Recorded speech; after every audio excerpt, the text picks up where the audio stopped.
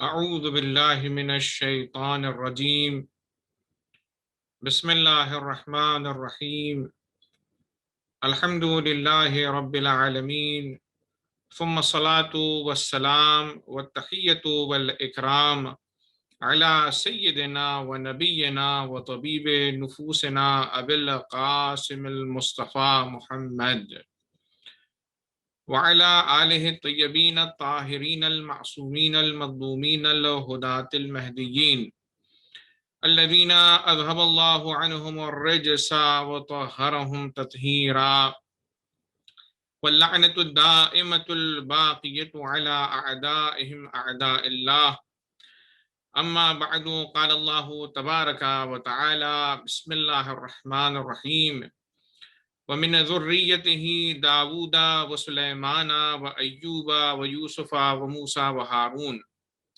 وكذلك نجزي المحسنين وزكريا ويحيى وعيسى وإلياس كل من الصالحين.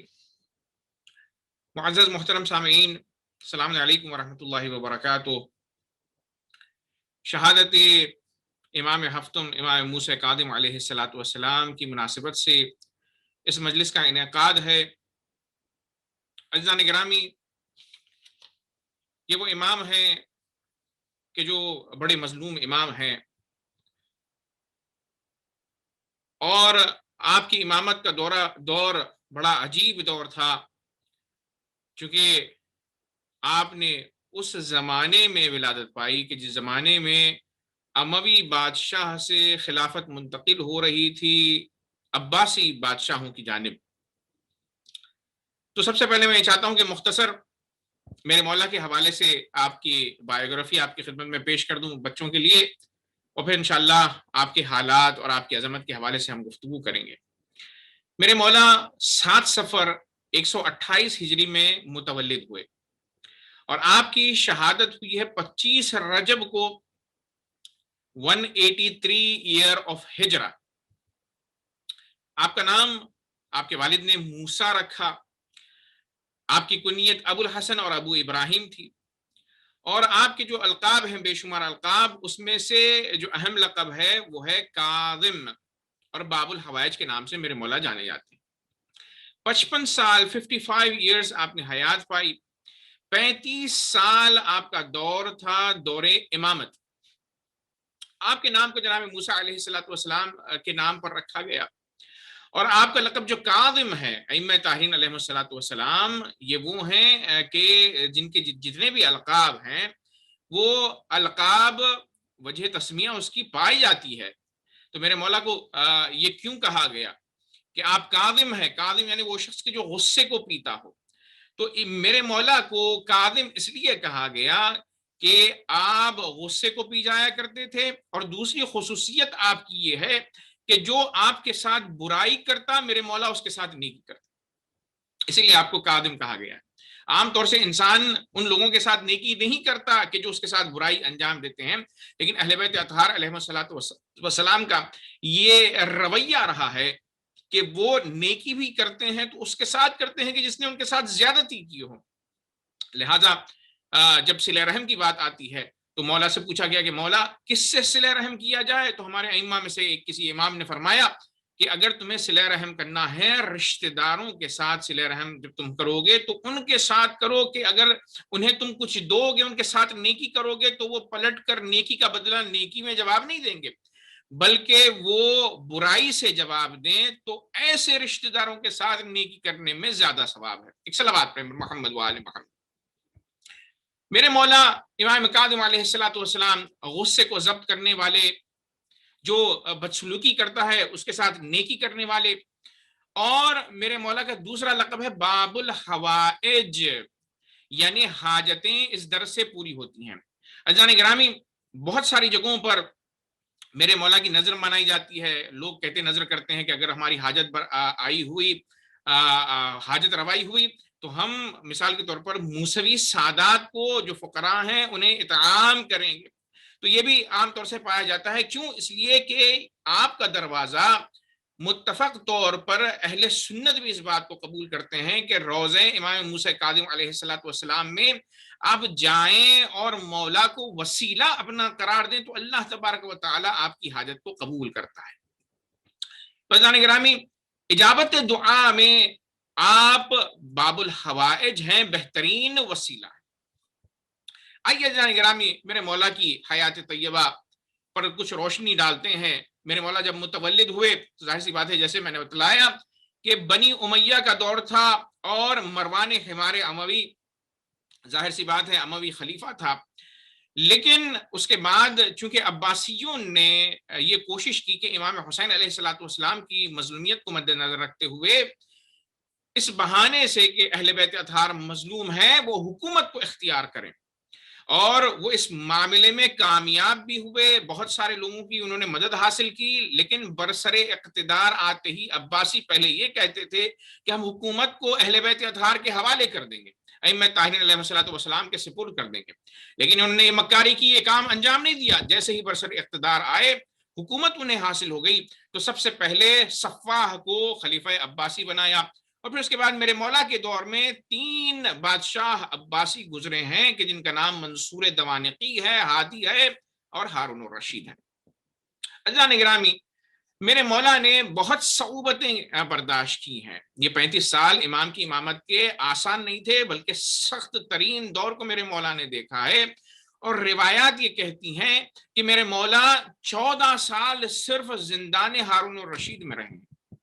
لیکن عزیزان گرامی، میرے مولا کی عظمت کو دیکھیے آپ کہ جب انسان مصیبتوں میں ہوتا ہے تو عام طور سے طریقہ کار یہ ہوتا ہے کہ اللہ کو انسان بھول جاتا ہے۔ یعنی اگر ہم اپنے آپ کو، اپنے نفس کو ٹٹولیں تو ہوتا کیا ہے، جب اگر انسان آسائش میں ہے، اس کو کسی قسم کی مشکل نہیں ہے، ساری چیزیں روبرا ہیں، تو وہ اللہ تبارک و تعالیٰ کو یاد کرتا ہے، مثلا تسبیح پڑھے گا، عبادتیں کرے گا، لیکن جیسے ہی مشکل آ گئی تو بہت سارے لوگ اپنا منہ موڑ لیتے ہیں اللہ تبارک و تعالیٰ سے کہ کیا یہی مصیبت ہم پر پڑنی تھی کہ اللہ تبارک و تعالیٰ نے ہمیں مبتلا کر دیا، تو ہم گلا شکوہ کرنے لگتے ہیں اللہ تبارک و تعالیٰ کا، اللہ سے کرنے کے بجائے دوسروں سے شکایت کرتے ہیں۔ لیکن عزیزان گرامی، امام موسیٰ کاظم علیہ السلام نے ہمیں سکھایا کہ ہم اپنی زندگی میں اگر کسی جگہ مشکل آ جائے تب بھی اللہ تبارک و تعالیٰ کی عبادت کا دامن نہ چھوڑیں۔ اسی لیے روایتوں میں ملتا ہے کہ جب آپ کو زندان میں ڈالا گیا تو میرے مولا نے جو عبادت کا مظاہرہ پیش کیا ہے، جیسے ہی زندان میں گئے ہیں تو سب سے پہلے اللہ کا شکر ادا کیا کہ پروردگارا، تو نے مجھے موقع دیا، تنہائی عطا کی تاکہ میں تیری عبادت کر سکوں، اور اس زندانی ہونے پر، زندان میں آنے پر میں تیرا شکریہ ادا کرتا ہوں۔ یعنی توجہ کا طالب ہوں عزیزان گرامی، میرے مولا زندان میں ہیں، ظاہر سی بات ہے زندان میں ساری سہولتیں نہیں ہوتی ہیں جیل میں، لیکن اس کے باوجود میرے مولا اس میں پازیٹیو چیز جو اس میں سے بتلا رہے ہیں، اور یہ بتلا رہے ہیں کہ ہمتن ہر حال اللہ کا شکر کرنا ہے۔ وہ کیا بتلا رہے ہیں میرے مولا؟ مولا بتلا رہے ہیں کہ دیکھو یہاں بہترین موقع ہے اللہ تبارک و تعالیٰ کی عبادت کرنے کا۔ اسی لیے ہمارے علماء کے یہاں بھی یہ بات نظر آتی ہے کہ بہت سارے علماء نے جب جابر بادشاہ انہیں زندان میں ڈالا تو انہوں نے کتابیں لکھی ہیں، بہت ساری کتابیں لکھی گئی ہیں زندان۔ تو میرے مولا نے عبادت کی، شکر ادا کیا زندان میں، اور روایت یہ کہتی ہے کہ ایک مرتبہ عبادت کا عالم یہ ہے کہ ہارون الرشید نے اونچائی سے دیکھا کہ زندان میں ایک کپڑا پڑا ہے، ایک لباس ہے جو پڑا ہے زندان میں، تو اس نے کسی شخص سے پوچھا کہ میں ہمیشہ دیکھتا ہوں کہ اس زندان میں ایک کپڑا اور لباس پڑا ہوتا ہے، یہ کاہے کا لباس ہے؟ تو اس شخص نے پلٹ کر کہا یہ لباس نہیں ہے بلکہ امام موسیٰ کاظم علیہ السلام ہے کہ جو اکثر عبادت پروردگار میں، سجود میں، عالم سجدہ میں ہوتے ہیں۔ اس نے جب یہ بات سنی تو ظاہر سی بات ہے اس کے ذہن میں ایک بات آئی کہ کیوں نہ میں امام موسیٰ کاظم علیہ السلام کا امتحان لے لوں، امتحان لے لیا جائے۔ تو روایت یہ کہتی ہے، تاریخ یہ کہتی ہے کہ اس نے میرے مولا کی عبادت میں خلل واقع کرنے کے لیے ایک خوبصورت حسین عورت کو زندان میں بھیجا اور کہا کہ جاتے جاتے لوگوں سے کہہ دیا کہ اس بات کو پہنچا دیا جائے کہ اس خاتون کو جو بھیجا جا رہا ہے وہ امام کی خدمت کے لیے بھیجا جا رہا ہے۔ تو جب اس خاتون کو لایا گیا تو میرے مولا نے لانے والے سے کہا اسے واپس لے کر جاؤ. اس نے کہا نہیں مولا یہ ہدیہ ہے آپ کی خدمت گزاری کے لیے اس کنیز کو بھیجا گیا ہے.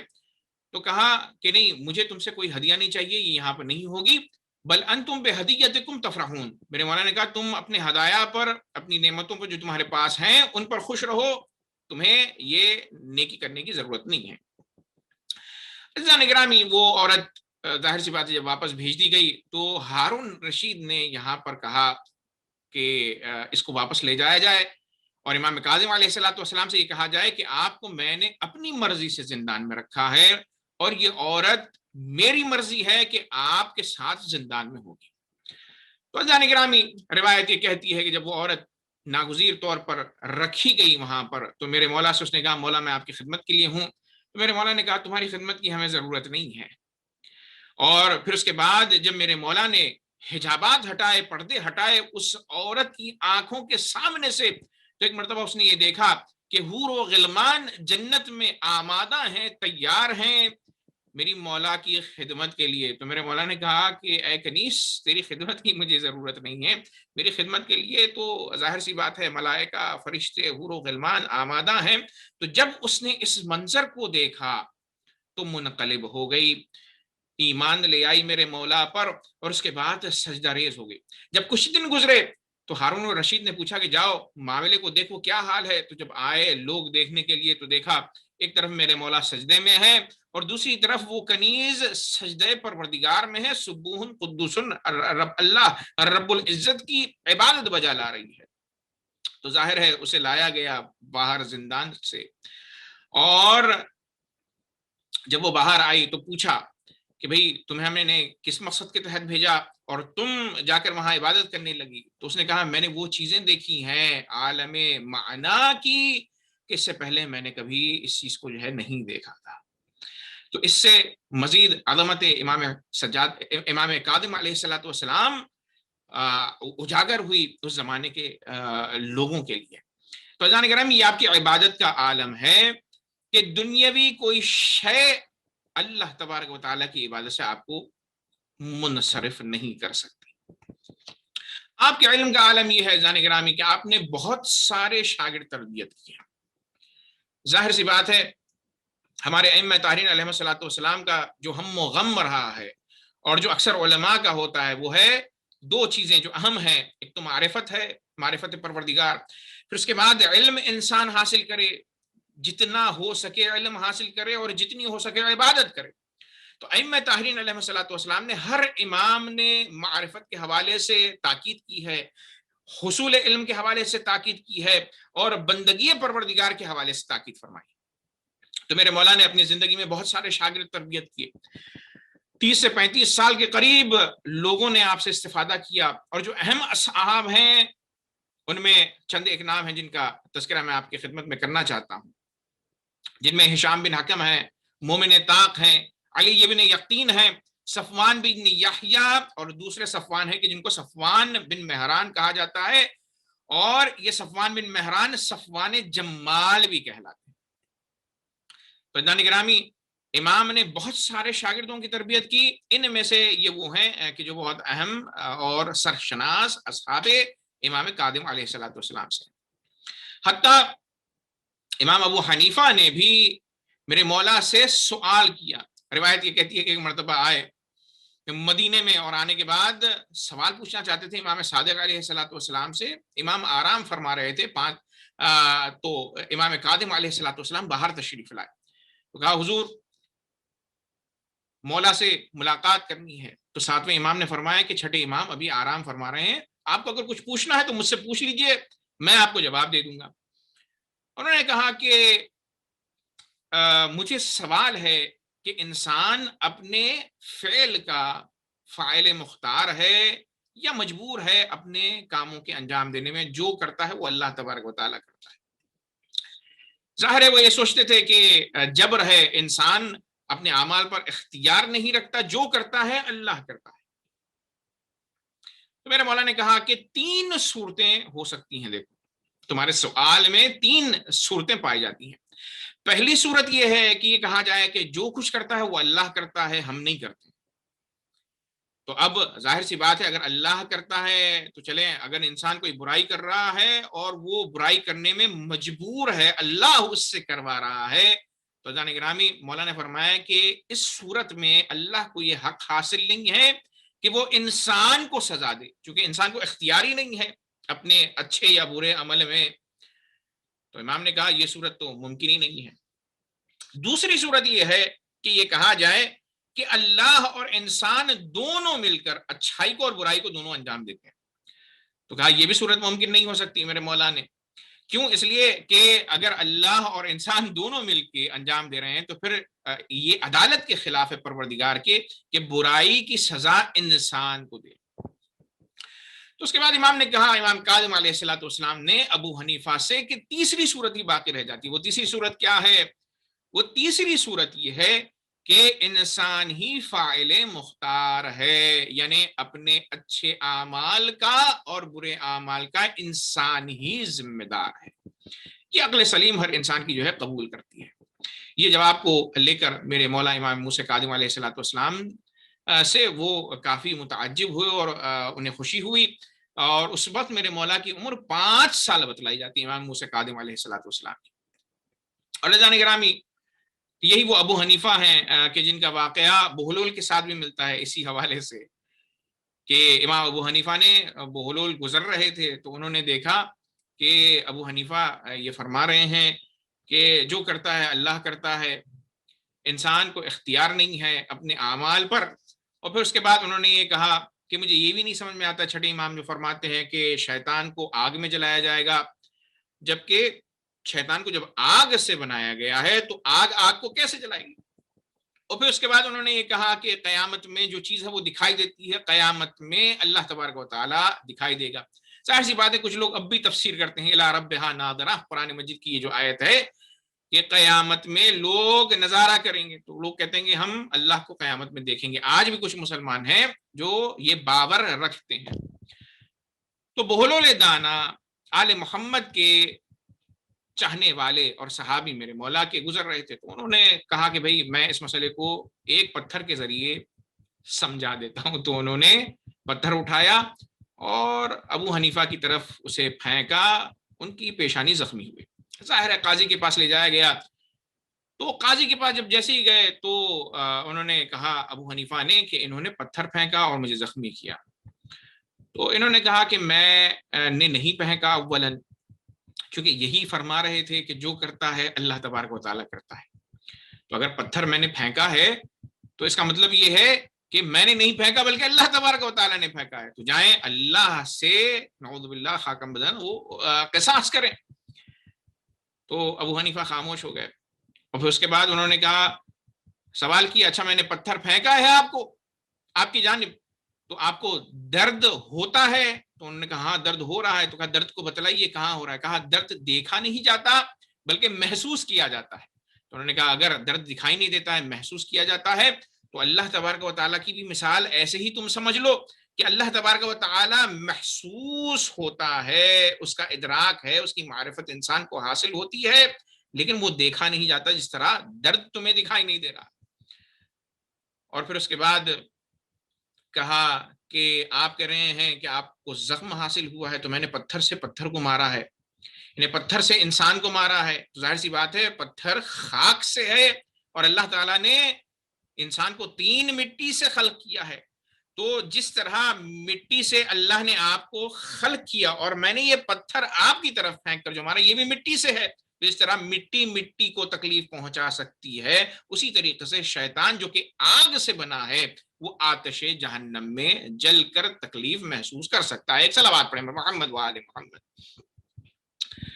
تو جان گرامی امام کاظم علیہ الصلوۃ والسلام نے 5ویں 6ٹھے اور 7ویں امام نے ان لوگوں نے بہت محنتیں کی ہیں علم دین کو ہم تک پہنچانے کے لیے. بڑے اصحاب آپ نے تربیت کی ہے اور اصحاب بھی ایسے کہ جو مطیع اور اطاعت گزار.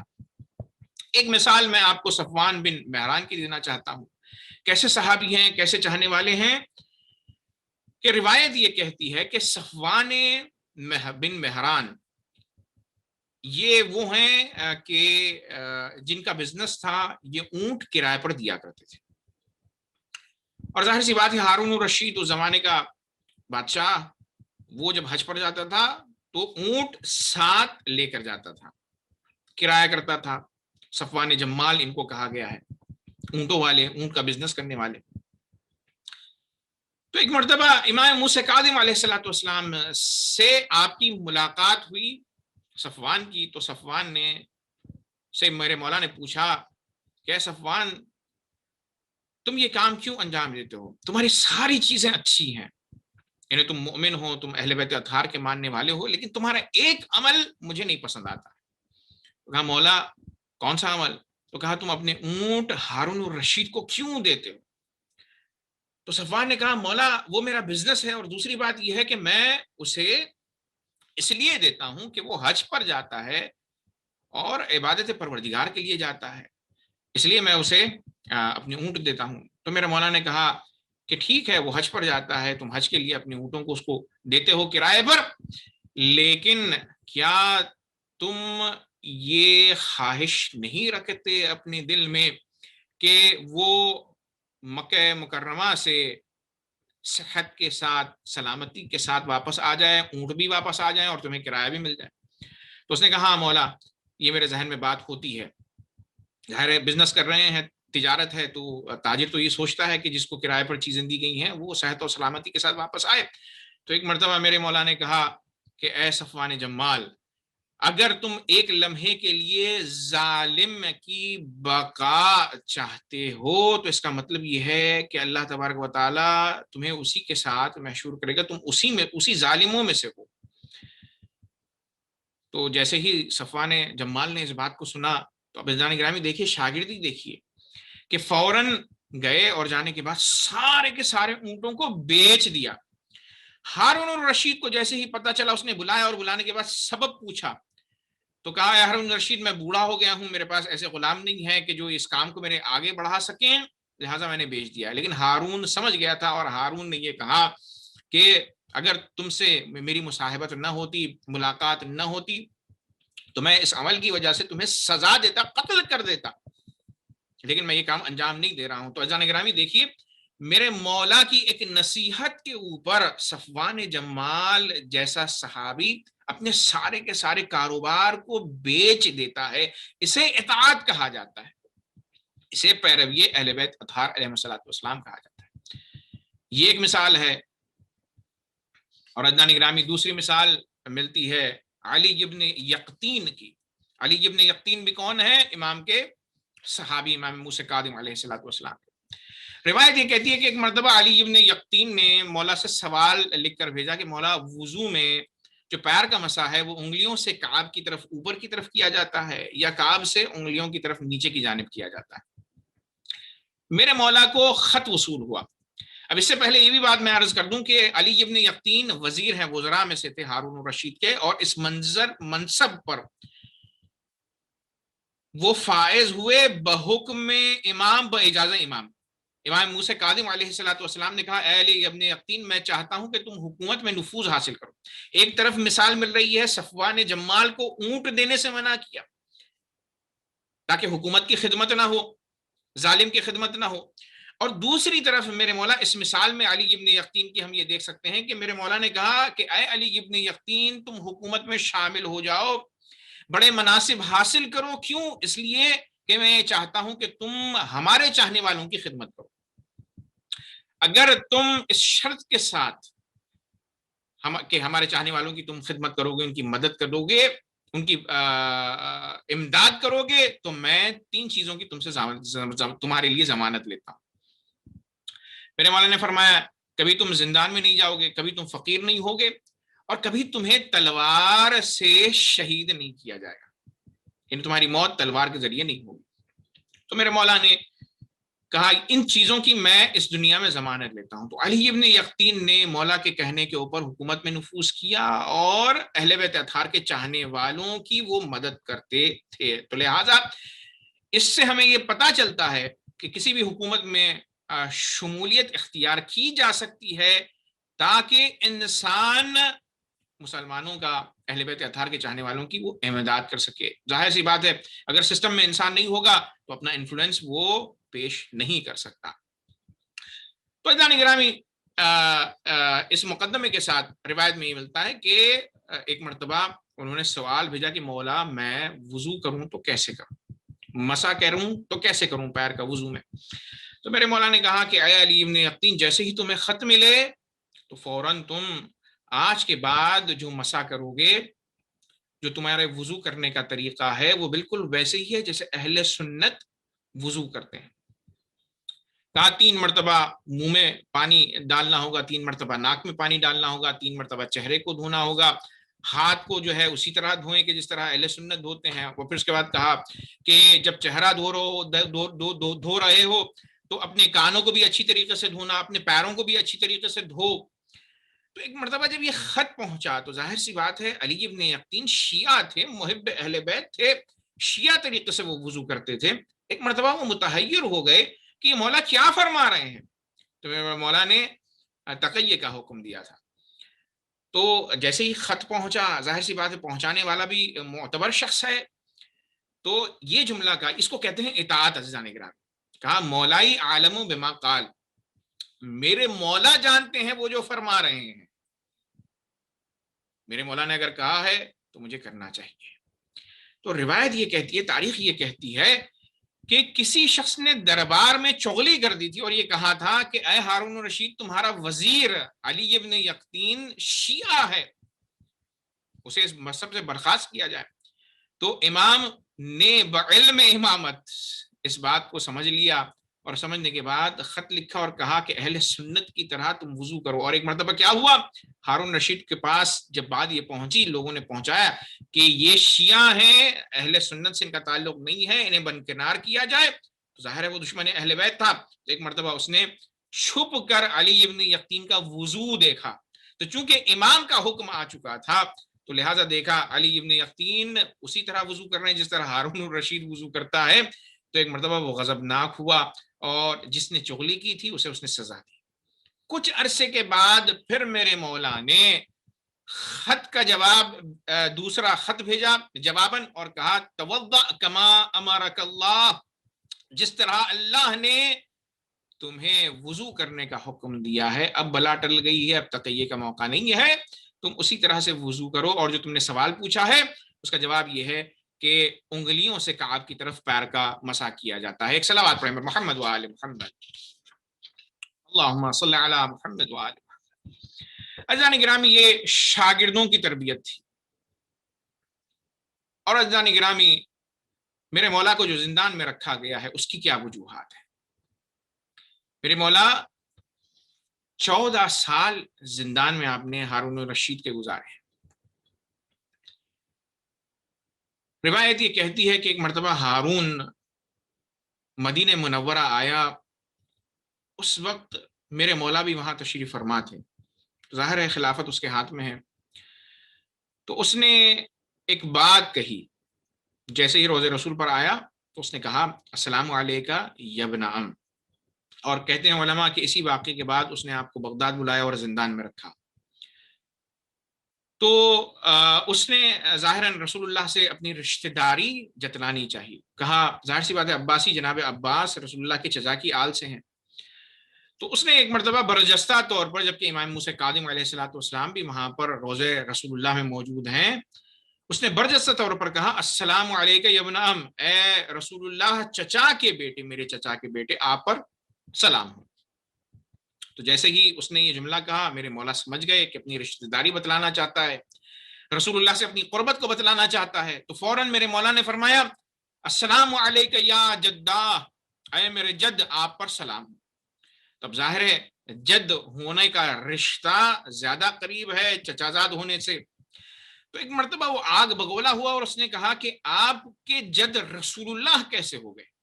آپ کے جد تو علی ابن ابی طالب علیہ الصلوۃ والسلام ہیں, آپ آل علی ہیں, آل رسول اللہ نہیں ہیں. اور ظاہر ہے نسل باپ سے چلتی ہے, ماں سے نہیں چلتی ہے. تو میرے ایک مولا نے کہا کہ اے ہارون الرشید, کیا تم چاہتے ہو میں اس کا جواب دوں؟ تو کہا ہاں جواب دیجیے گا. لیکن اس نے یہ کہا کہ آپ لوگ چونکہ اس بات کا ادعا رکھتے ہیں کہ علم قرآن آپ کے پاس موجود ہے تو مجھے جواب قرآن مجید سے چاہیے۔ تو میرے مولا نے کہا ٹھیک ہے، بات اور ثابت ہو جائے گی، واضح ہو جائے گی۔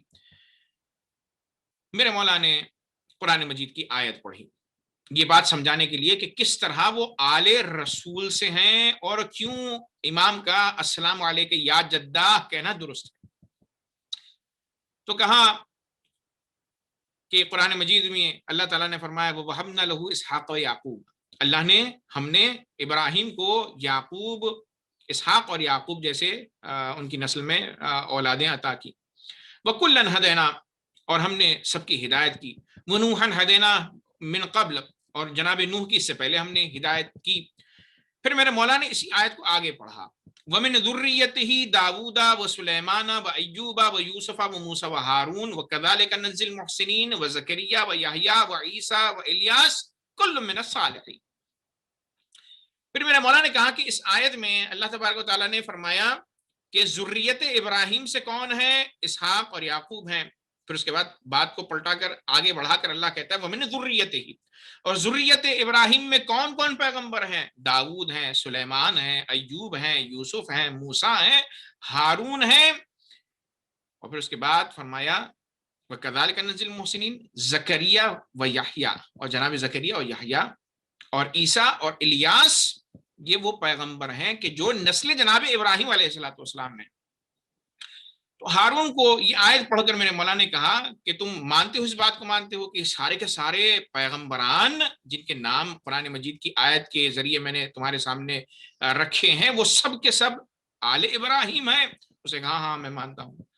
تو کہا یہ بتلاؤ کہ جناب عیسیٰ علیہ السلام کس طرح جناب ابراہیم کی آل میں آ گئے، اور ان کے بابا کون تھے؟ تو کہا ان کے بابا تو نہیں تھے جناب عیسیٰ، ظاہر سی بات ہے، روح اللہ ہیں، کلمت اللہ ہیں، تو وہ معجزے سے پیدا ہوئے، تو ظاہر ہے ماں کے ذریعے وہ آل ابراہیم میں داخل ہوئے، اولاد ابراہیم میں، آل ابراہیم میں ان کا شمار ہوتا ہے۔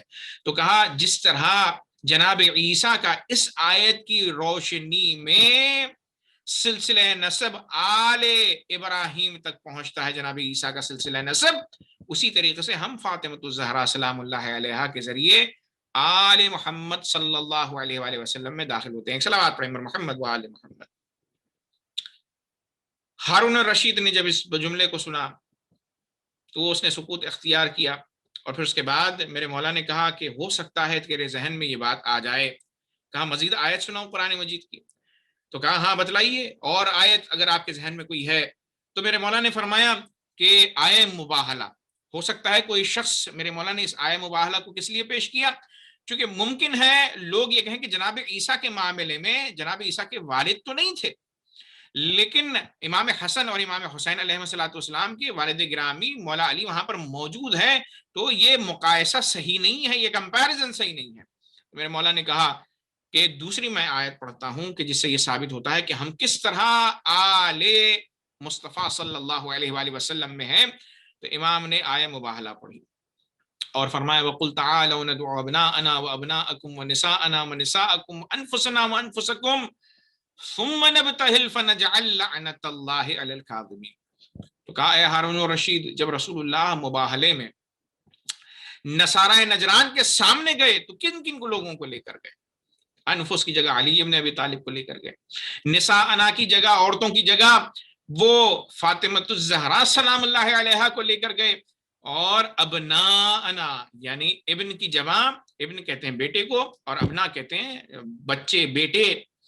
تو رسول اللہ بیٹوں کی جگہ، ابن کی جگہ کس کو لے کر گئے؟ تو کہا حسنین علیہ السلام کو لے کر گئے۔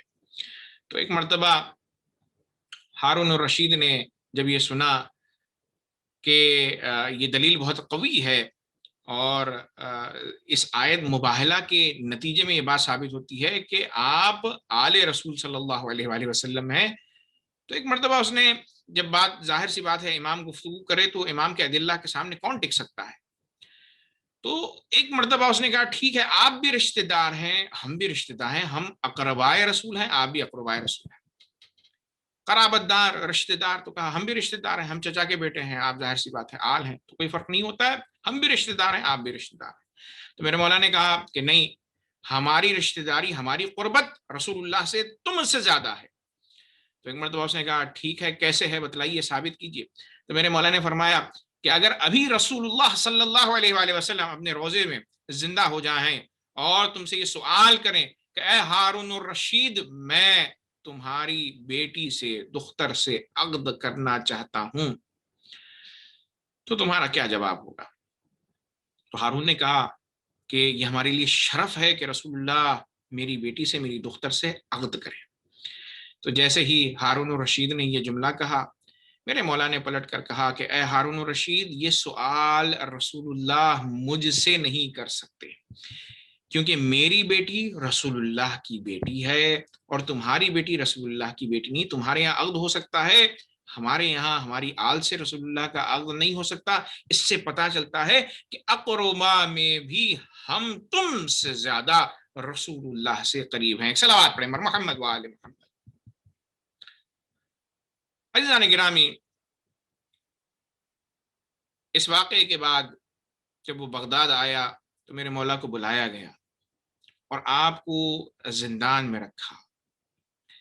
14 سال میرے مولا نے صحبتوں کو زندان کے برداشت کیا لیکن اللہ کا شکوہ کسی کے سامنے نہیں بلکہ عبادت پروردگار میں زندگی کو گزار دیا.